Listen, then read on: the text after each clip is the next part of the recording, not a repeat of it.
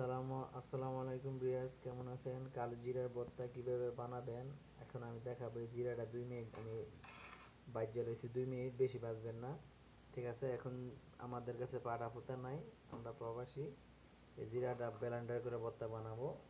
ঠিক আছে, জিরাটা ভাজ্যা লইছি, এখন দেখাবো আমি কিভাবে বানাবো। এই যে একটা রসুন লইছি, একটা পেঁয়াজ, 4-5টা কাঁচামরিচ, 2 পিস শুকনো মরিচ, এগুলো তেলে ভাজবো। ভাজার পরে তারপরে ব্লেন্ডার দিয়া হালকা সরিষার তেল দিব। কিভাবে বানাই দেখেন। হালকা আমি সয়াবিন তেল দিয়ে দিব। সয়াবিন তেল দিয়া আমি যেগুলা ভাজা ভাজা করব সবগুলা দেখেন আপনারা,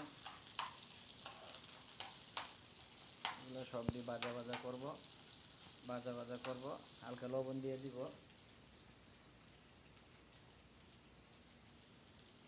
হালকা লবণ দিয়ে দিলাম।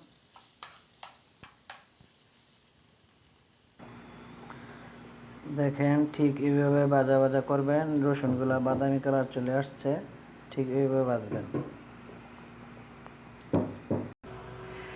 এই যে আমার ভাজা শেষ। গরম গরম দিবেন না, ব্লেন্ডার সমস্যা হবে। ঠান্ডা করছি, এই জায়গায় 2-3 মিনিট জায়গায় ঠান্ডা করছি। এখন একসাথে দিয়ে দিব সব।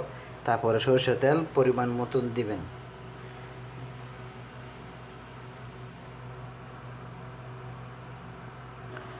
সব কিছু আমি দিয়ে দিছি। এখন তেলে ভাজি, তেল অলরেডি আছে, জাস্ট সরিষার তেল দিবে অল্প একটু গ্রানের জন্য। বাস অল্প একটু সরিষার তেল দিয়ে দিলাম। এখন আমি ব্লেন্ডার করব।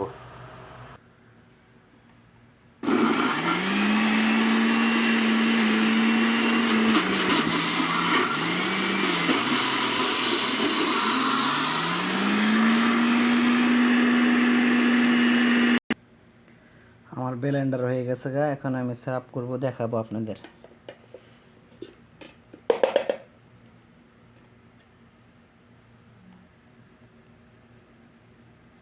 দেখেন, সরষের তেল দিছি তো, এখন ব্লেন্ডার হয়ে গেছে। আমি এইটা আরো সুন্দর করব।